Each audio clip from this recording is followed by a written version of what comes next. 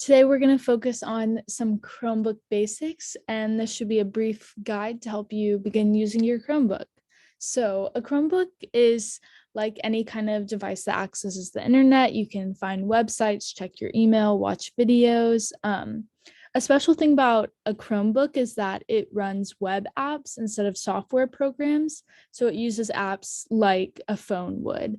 And it also uses Google apps, including Google Docs, Google Drive, all of that, so that you can create and share files online. So let's get started. So to begin using your Chromebook, you will need a Google account. And so if you don't already have one, you can easily create this by going to google.com/accounts. And here you can see what it looks like. You'll put in your first name, last name, you'll make a username and password, and then you'll have a Google account and be ready to go. So a few things about your Chromebook and keeping it clean and safe. Try not to bring any food or water near it because that could, lead to an accident. You don't want to get food all in the keys. Try not to touch the physical screen of your Chromebook because this can lead to a lot of fingerprints being left on it. If you do need to clean your Chromebook, you can take a soft cloth and put a little bit of water on it to wipe down the keyboard and keys. And also try not to bring your Chromebook into really hot places or really cold places. And don't put it on uneven surfaces because then it could fall. Okay, continuing on, what does your Chromebook look like? So on the sides of your Chromebook, you'll see a bunch of different places where you can plug things in. And so you have over here a charging port, you have a USB, a headset. So these are all different things where you can plug in your headphones or plug in your charger. And so when you're using your Chromebook, it's important to make sure it's plugged in so that it stays full of energy. So if you're ready to turn your Chromebook on, what you're going to do is press the power button for about 5 seconds. The power button's located at the top right of your keyboard, and you'll just press it for 5 seconds and your screen should turn on. And it's the same thing if you want to turn it off, just press the button for 5 seconds. And so thinking more about what your keyboard looks like, it functions like a regular keyboard, and the buttons at the top of the keyboard have specific functions like back, forward, refresh the screen, increase or decrease the brightness. All of these things are just to help you better manage your Chromebook. And there's also over here on the left a search button. And so that allows you to search up something on your computer or on the web. There's also a touchpad at the bottom of your Chromebook. And so to use it, just drag your finger across the pad and the arrow on the screen will move following your finger movements. If you want to click on something, just tap anywhere on the touchpad. And if you want to right click on something, just tap 2 fingers down on the touchpad at the same time. So when you turn on your Chromebook, you'll see a place to sign in with your Google account. And so what you'll do here is enter the email and password that you created when you created your Google account. But if you don't have one, you can click more options and it will give you a place to create a Google account. If you don't want to sign into your Chromebook, then you can click the Browse as Guest button here at the lower left side, and this will allow you to use a Chromebook but without logging in. Once you've logged in to your Chromebook, you may want to sign out or switch between accounts, and you can easily do that by pressing the time at the bottom of the right of the screen. And if you click that, it will take you here and where you can click your user icon, and then it will open up places for you to switch accounts, or you can sign out right here. So also another important thing when you're using your Chromebook is being able to connect to Wi-Fi so that you can use the internet. So to do this, again, press the time at the bottom right of your screen, and then it will open up this menu and press the settings button. And then that will open up your settings menu. you'll want to go to network and then Wi-Fi, and then you choose which Wi-Fi network you want to use. So in this example, the Wi-Fi network is called Drew, and then it will show you that you're connected. And here you can say that you want to prefer this network. If you want to use it whenever you turn your computer on, then you could click that. If you want to automatically connect to this network, same thing, click that. If you want to disconnect and get off of this Wi-Fi network, then just press disconnect. So you can also use your Chromebook and specific parts of your Chromebook without Wi-Fi. And so if you want to do that,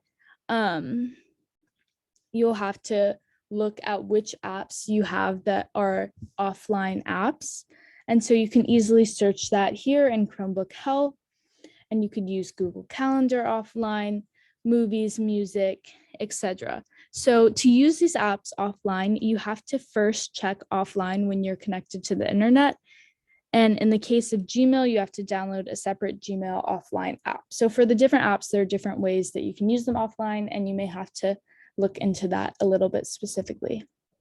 So when you look at your Chromebook desktop or the screen of your Chromebook, you'll see a launcher here, or a little search button, and then a shelf of apps that you can use. And so you can choose which apps you want on your shelf. If you use Gmail a lot, you can put that there.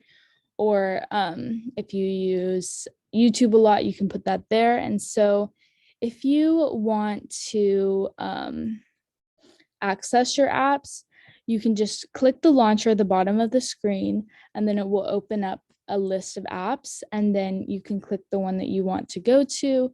If you want to get a new app, you click the launcher here, and then you'll go to the Google Play Store.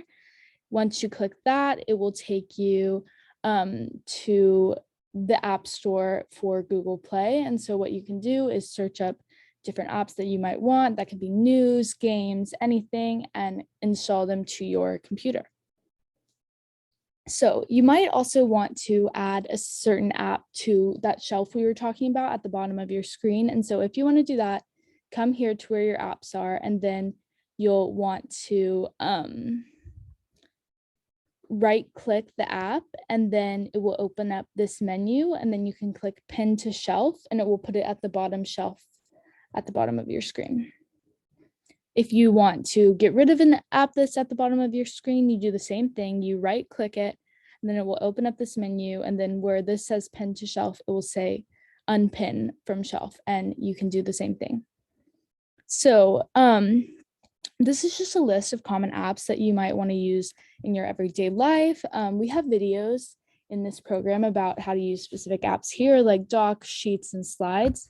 But just like this could be anything that you might need. These are apps that fulfill those. So if you want to write an email, check out Gmail. If you want to take a note, check out Google Keep. And you can just reference this if you're looking for how to do a specific thing on your computer. So when you're using your computer, it's important to save your information, and you can store your information either on your computer itself or on a separate device like a USB.